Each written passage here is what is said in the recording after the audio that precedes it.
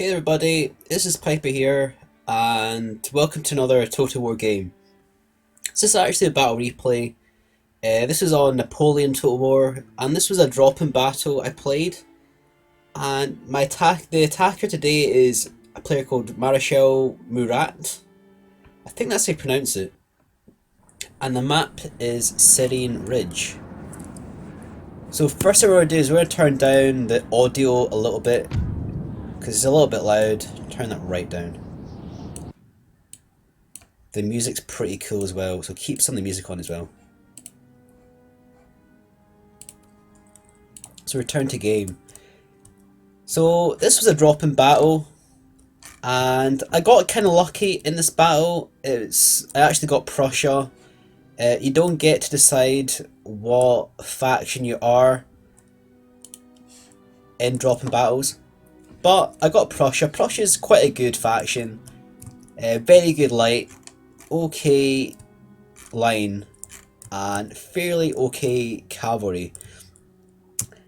So I got 3 units light, and they're the Prussian Fusiliers. So they're the good ones.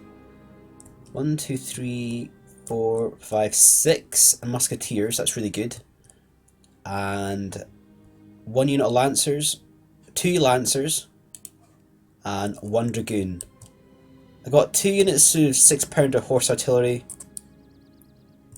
and the general is a general staff. So all in all, that's a pretty good army. Sometimes you get given grenadiers. I've got all line, which is very good, and cavalry's okay as well. Probably don't really need the artillery, but you know it's a drop-in battle, so you can't really choose what you get. So I was lucky with my faction there. My enemy player, Murat, I think it was called. You got Denmark. So Denmark's not really as good as Prussia. It's one of the probably a second tier faction or third tier. It does have the 7-pounder howitzer, and bearing in mind I've only got the 2 horse artillery, so he does have an advantage here. Same with me, he's got 3 cavalry, 2 light dragoon, and 1 dragoon. He's got 3 units of, well, they're sharpshooters, and he's got a unit of, they're called Norwegian ski troops. Pretty cool name, pretty cool uniforms actually. He's got 5 units of line, 1 militia, and you can see the howitzers right there. I think they're actually out with range of my troops, but if used correctly, the howitzer can be really powerful. So we're going to fast forward this and get this battle started. Again, I'm playing on lowest, not the lowest setting, but kind of lowish sort of graphical settings. I'm playing on my laptop, and for recording purposes, I really want to keep the demands in the processor quite low, so I get better frame rates. So it is low. I can play on a little bit higher, but obviously we're recording, so we're keeping it low. So both armies getting closer together. The howitzer gets some good shots in. I've put my artillery on the right flank. These guys are going to get some shots in. Try and get, if we can maybe take out one of the howitzers, that's going to be beneficial. But again, we're quite far away, so trying to get those shots in is going to be quite difficult. So we're moving forward our lights and our line. So looking at both armies, obviously I have a far superior army to Denmark's, even in the basis of the unit types. I have the skirmishers, whereas he has the rifles. So you can see there, rifles 40 men per unit. I've got 60 men in the Fusiliers. So if you ever play Napoleon online, you tend to always want to bring the skirmishers and not the rifles, because having the extra 20 men firing is a huge advantage. So he's going to rush in the militia. So for some reason the computer gave him a unit of militia with 3 chevrons. Not that that's going to do much good for the army. Bit of a waste. But again, a drop in battles, you can't decide who actually gets what. So you see here he's put his cavalry on the right flank, and I think he was trying to hold up the line here. I put my line into square, and those are the dragoons that he's brought in, so they're actually quite expensive. He's left his light dragoon, the 2 units of light dragoons, and they're going to try and attack the general.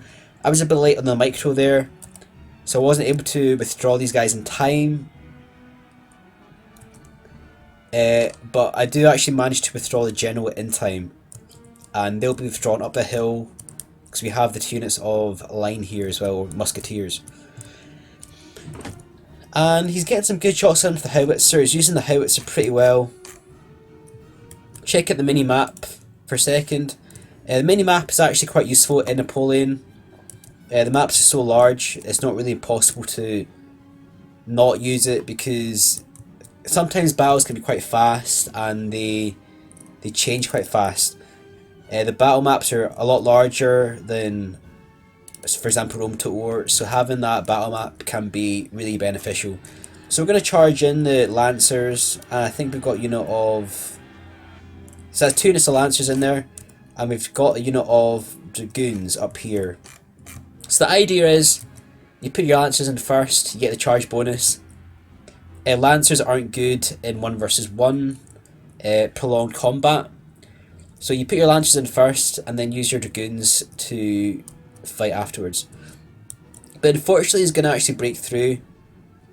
But again, the artillery for my army wasn't the best piece of equipment. So basically, if these guys go, it's not really the end of the world. I've got the musketeers and the fusiliers. So we see here, getting some good shots in. I think we're going to increase the sound slightly as well. Effects. Keep that, that's pretty cool now.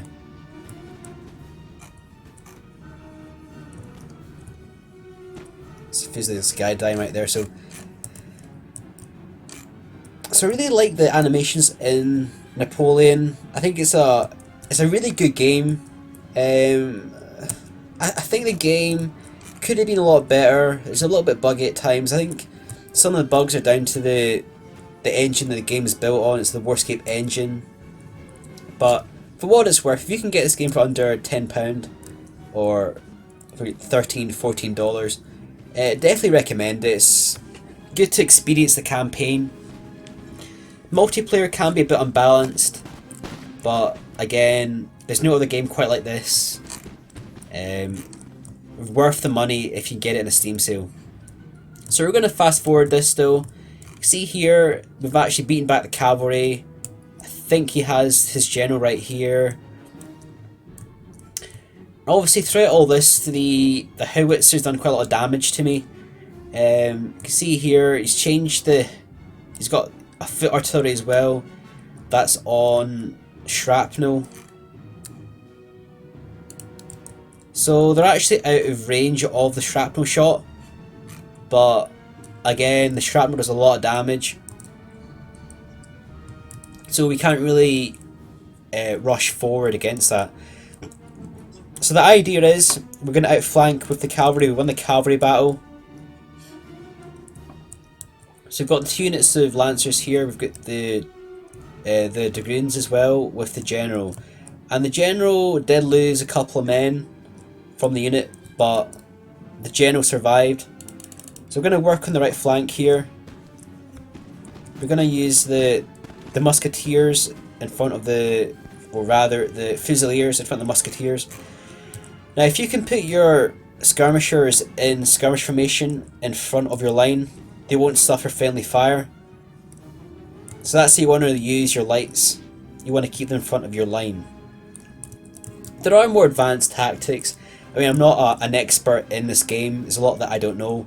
I played a 3 versus 3 last night and I got absolutely annihilated by an MGL player. And that's a great clan in Napoleon. So there's a lot that I don't know, but again, I'm just a casual player. I play this game for fun. I do want to get better though, so I try and practice whenever I can. But obviously, I play a lot of other games as well. So he's gone for a charge, a line infantry charge against my light. So some light there and musketeers. So he's actually won against my men there. So that suggests to me that Denmark might have better than average melee stats on the line. So he did well, that was a great charge there, but unfortunately his men routed straight afterwards. We've taken out the howitzer just there with that charge, and there's one unit of cavalry left, and we're gonna go for that. So if we can do damage to this asset here, the game's pretty much ours. You see here, it's basically game over now. I really like the uniforms of these guys. The Danish outfits are really cool. So you can see here, that's the general, that's the enemy general dead. The artillery's gone as well, and I think he actually just left the game as well. So that was a win for myself there. Quite a close victory at the start with the howitzer, but I managed to use the advantages of Prussia to wear down Denmark. And obviously I do have the massive advantage with Prussia, but again it was a drop in battle and the armies and factions were pre-selected by the computer. So thanks for watching this video. I hope you've enjoyed this Total War game. Don't forget to like, comment and subscribe. This is Piper signing off.